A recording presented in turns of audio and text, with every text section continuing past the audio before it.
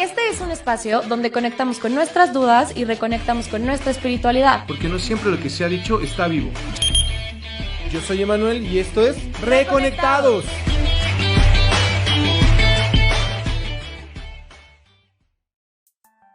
Hola mis queridos amigos de Reconectados, ¿cómo están? Ya estamos de vuelta en un juevesito más. Oye amigo, qué rápido se fue el año, ¿no? Bueno, estamos otra vez con mi querido amigo Enrique Centeno. Muchas gracias que nos estás acompañando en esta temporada y yo creo que ya te quedaste. Gracias amigo, aquí andamos. Qué rápido se está yendo el año, ¿no? Súper rápido, la verdad, es increíble, pero eso quiere decir que estamos trabajando, ¿no? Oye, no me quiero desviar del tema que tenemos hoy, que vamos a explorar la herida de humillación, pero me parece que hoy he escuchado que hay un portal místico que es el 2002, que es una capicúa de hecho, ¿no? Mira, es el 22 del 02 del 20 del 2022, que se abre el portal místico, y ahorita son las 1:11, o sea, bueno, ya estoy diciendo que estamos regrabando el programa, ¿verdad? Nos adelantamos un poquito a grabarlo, pero fíjate que me parece muy interesante que hay mucho movimiento de muchas personas haciendo esta proyección mágico-religiosa. No sé mucho qué pensar, digo, ahora que estamos tomando el diplomado que estamos ahí, ya les contaremos que estamos tomando un diplomado de espiritualidad diversa, pues allá podremos como explorar más el tema, ¿no? Pero me estaba llamando mucho la atención eso, amigo. ¿Cómo ves? Sí, así es, efectivamente. Antier fue día 22 del año 22 y todo el mundo se puso las pilas a las 22:22. Y hay que ver cómo se va dando esto. Oye, amigo, bueno, pues hoy traemos la herida de la humillación. Para dar contexto un poco, hemos estado revisando las 5 heridas del alma de una propuesta de Les Bourdieu y pues prácticamente nos toca hoy la herida de la humillación. Te voy a contar un poco lo que dice aquí. Y dice, es una persona que de forma inconsciente busca el dolor y la humillación. O sea, esta herida se da evidentemente porque pues en la niñez pues sufrió trauma de humillación, o sea, pues perdón la expresión, pero pues te pendejeaban todo el tiempo, te super humillaban, te decían que no servías, bullying, ¿no? Fíjate que tiene que ver mucho con la herida de rechazo, por lo que estaba leyendo. O sea, como que están ahí como mezcladas, ¿no? Están entremezcladas, y también hay que decir que esta herida es cultural, porque muchas veces ya nacemos con esta carga de expectativas, lo que se espera de nosotros, y cuando no desarrollamos adecuadamente nuestra autoestima, automáticamente vamos viviendo sintiéndonos menos, sintiéndonos humillados, ¿no? Humillados. Entonces dice que es una persona que de forma inconsciente busca el dolor y la humillación. Dice, es un masoquista que suele estar siempre en situaciones en las que se ocupa tanto de otros y se olvida de sí mismos, o sea, estos eternos salvadores también, ¿no? Así es, hay una adicción a todo lo que tenga que ser el sufrimiento, ¿no? Son las típicas personas que se encargan del sufrimiento ajeno y que tratan, luego, como tú dices, de salvarnos, ¿no? Sí, está bien loco. Sí. Fíjate, voy a leer algunas como líneas que pues, como saqué, como haciendo un resumen, y dice, mira, se esfuerza mucho por cumplir las expectativas de los demás.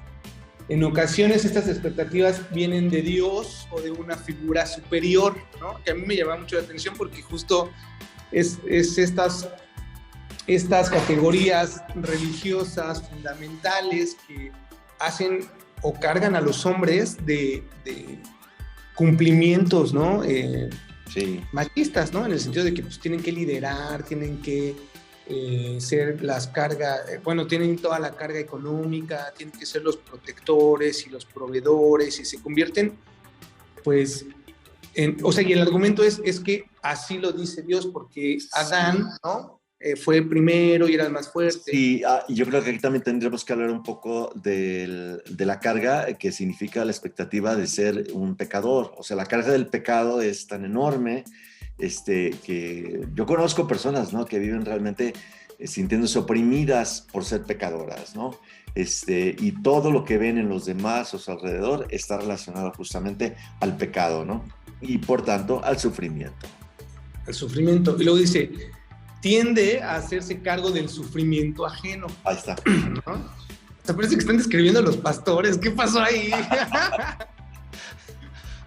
Pues le dice, rechaza la sensualidad y el amor por los placeres asociados a los sentidos y lo conecta con la vergüenza. No, se están hablando de pastores radicales, ¿eh? Y lo conecta con la religión. ¿Cuántas iglesias la palabra placer es verdaderamente prohibida? Y es una de las normas, ¿no? El sexo es únicamente para procreación, pero no para placer, ¿no? Y hay personas que tratan de seguir esto, pero hay mucho sufrimiento alrededor de esto. No se dan permiso de gozar su sexualidad. Y evidentemente desde el machismo, que además, o sea, se limitan su sexualidad como hombres, ¿no? Pero desde el machismo, que además se vive esta idea de que la mujer es propiedad del hombre, entonces esa corporalidad también es sujetada, ¿no? Y esa palabra de sujetada, ¿no? Que yo recuerdo mucho en la iglesia cristiana, decían, sujétate a tu esposo, ¿no? Entonces, es sujetada, entonces obviamente, pues, si se masturba a la mujer, no, pues escándalo machista, ¿no? Sí. Si se conoce o conoce algo porque lo experimentó antes, no, pues escándalo machista, ¿no? Porque yo solamente le puedo enseñar cosas. Así es, pero fíjate que en todas estas figuras, las cuales refieres muy bien, hay una historia de mucha represión sexual, ¿sí? Y siempre, casi siempre asociada a la religión o bien a un esquema de violencia que se vivió en el seno familiar, ¿no? Pero sí existe esta represión ahí muy latente y la represión está relacionada justamente con esta sensación de poca valía, de sentirse humillado, de sufrimiento. Y fíjate que ahorita, digo, explorando un poco el término machista y patriarcal, pues evidentemente viene, fíjate, el hombre me parece que, y voy a retomar un poco lo de la clase de la maestra Marilu, que es una gran maestra. Marilu Rojas, así es. Marilu Rojas, ¿no? Que por ahí está en unos programas, vi que va a salir en Sacro Profano, o salió, no, por ahí algo está consiguiendo, pero bueno, para no salirnos del tema, como evidentemente se le ha reservado la sensualidad hacia la mujer, ¿no? O sea, el hombre sensual, pues hasta se oiga raro, pues para el hombre, su herida de humillación es: yo no puedo ser mujer, yo no me puedo feminizar. No nos podemos dar el permiso de ser sensibles ante el placer.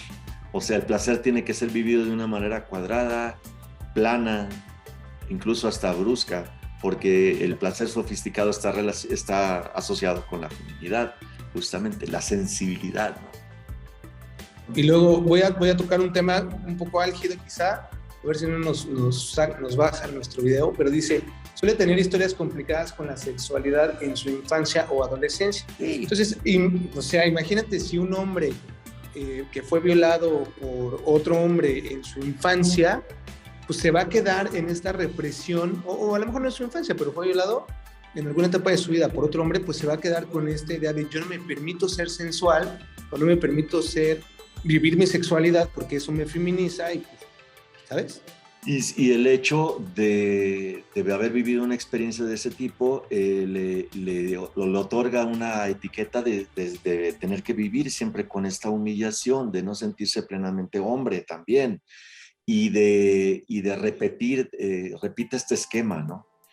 En lo sucesivo busca personas a las cuales también humillar sexualmente, someterlas. Es bastante complejo.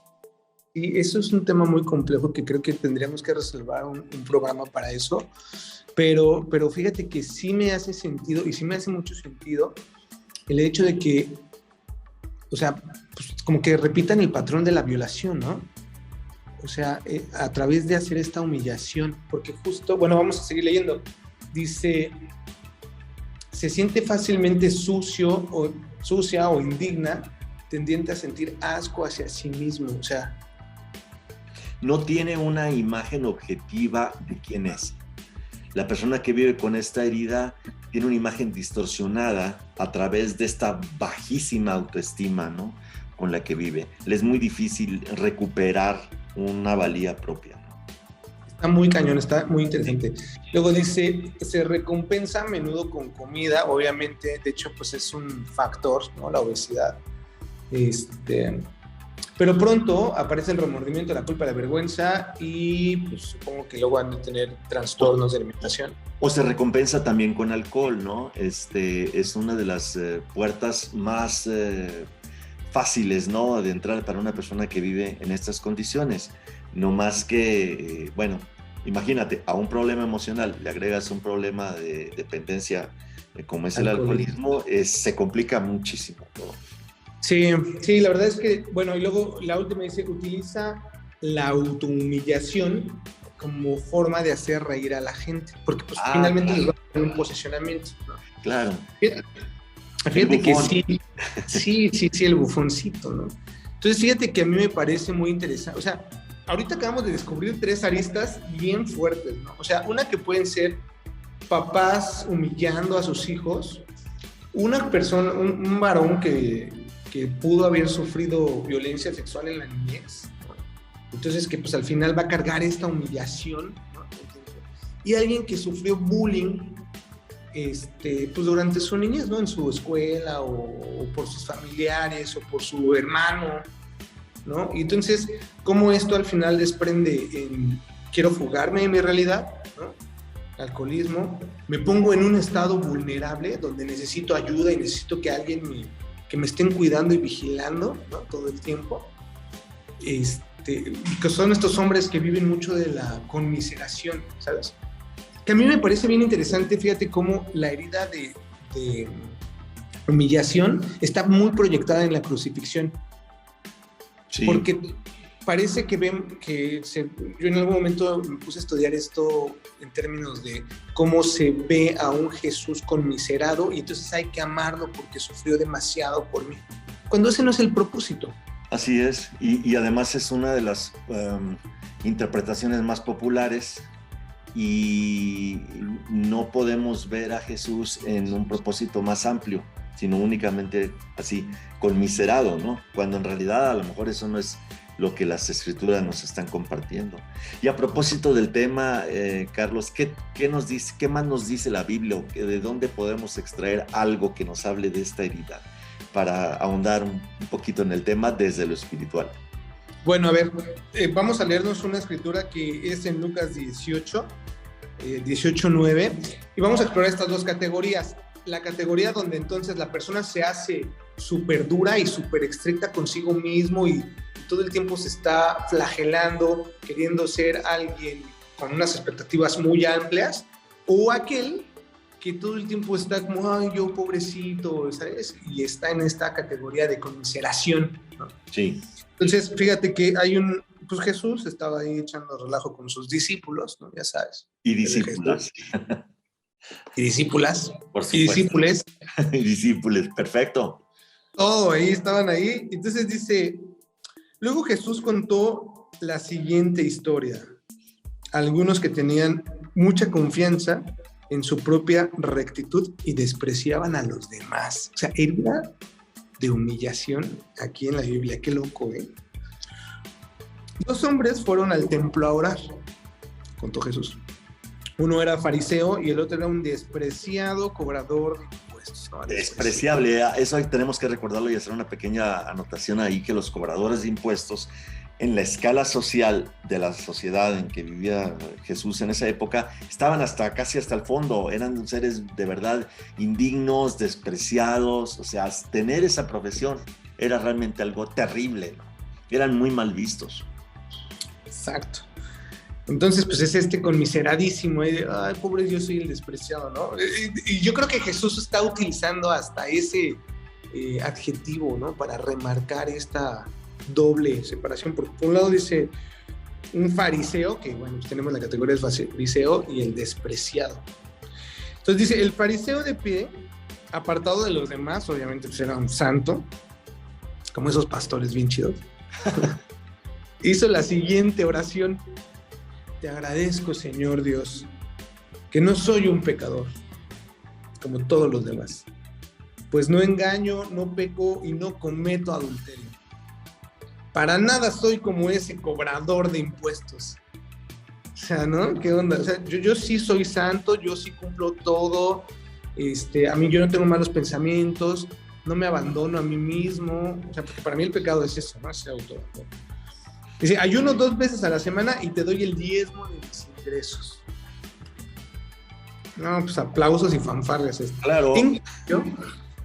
En cambio, el cobrador de impuestos se quedó a la distancia y ni siquiera se atrevía a levantar la mirada al cielo mientras oraba, sino que golpeó su pecho en señal de dolor mientras decía, oh Dios, ten compasión de mí, porque soy un pecador. Que aquí algo muy interesante que me parece rescatable es que pues el cobrador de impuestos estaba consciente de su condición, ¿sabes? Y a veces me parece que tienes que estar consciente, por ejemplo, de que te sabes humillado y que estás todo el tiempo luchando contra esta humillación, ¿sabes? Con estos pensamientos de no soy nadie, no soy nadie, no soy nadie, como aquel alcohólico que tiene que saber, oye, soy alcohólico para salir de su alcoholismo, ¿no? Creo, ahorita lo vemos. Entonces dice, luego que se fue, les dijo, dice, oh Dios, ten compasión de mí porque soy un pecador. Les digo que fue este pecador y no el fariseo quien regresó a su casa justificado delante de Dios. Pues los que se exaltan a sí mismos serán humillados, y los que se humillan serán exaltados. Fíjate qué curioso, porque muy probablemente el fariseo también era una persona que vivía con la herida de la humillación fácilmente. ¿Por qué lo digo? Porque muchas personas que podemos vivir con algunas de estas heridas del alma, usamos siempre esta máscara para que los demás no se den cuenta y no vean en dónde andamos cojeando, ¿no? Y justamente a veces las personas que son muy presumidas, que se creen muy santas, y no necesariamente hablo de pastores, pero ahí están, que se creen muy santas, impecables, impecables es decir, que no pecan, y que se sienten con el derecho de señalar a los demás, señalarles sus faltas y de condenarles, etcétera. Son personas que justamente se sienten tan poca cosa que tienen que construir esta imagen de perfección y de santidad a su alrededor para que no los conozcan realmente como son.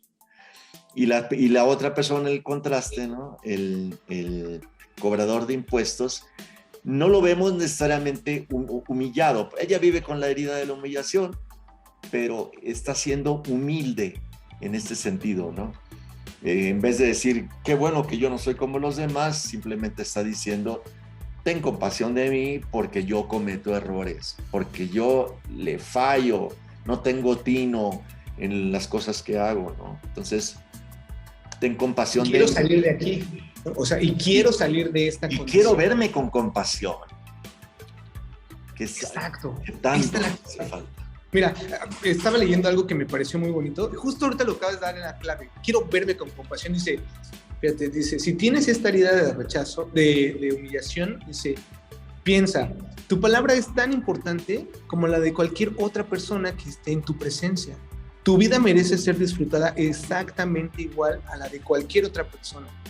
Entiende que cada cual debe cumplir sus propias expectativas. La gente no tenemos el deber de cumplir lo de otros, ni tenemos el derecho de exigírselo a los demás.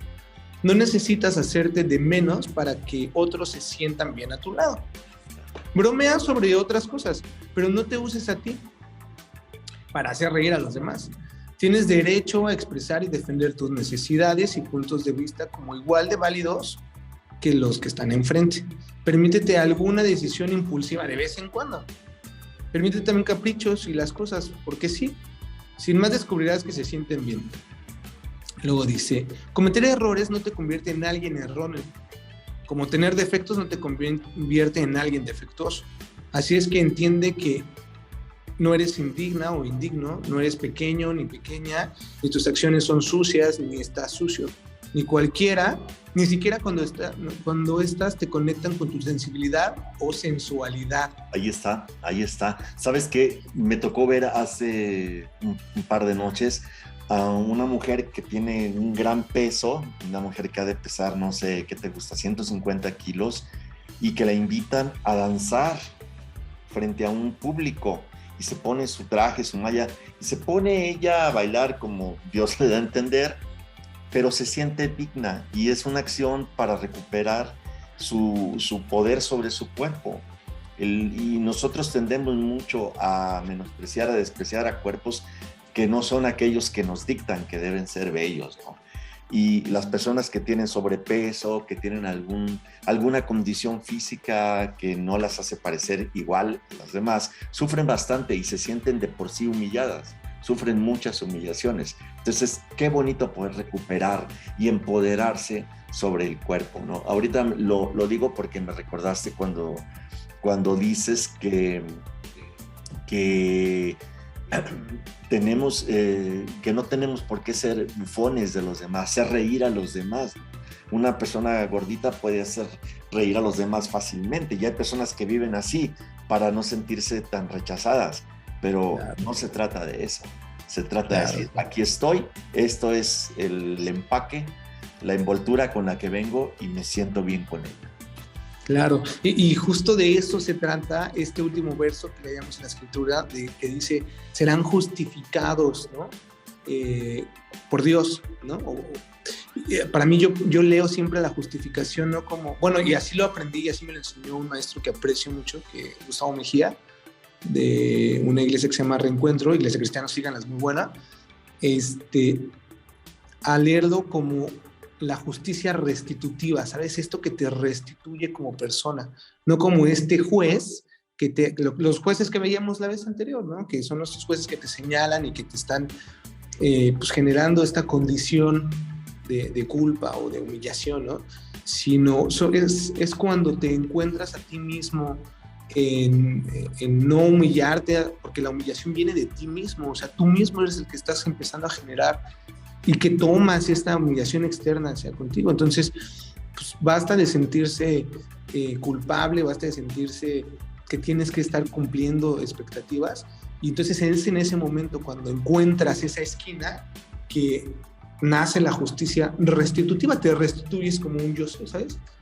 Creo que por ahí sería, no sé tú qué opinas, amigo. Sí, de hecho, me gusta mucho la traducción que hace la versión de la Biblia de The Message, porque ya ves que esta traducción busca precisamente estas otras lecturas, ¿no? Esta otra visión en las mismas escrituras, y hace unas traducciones fantásticas.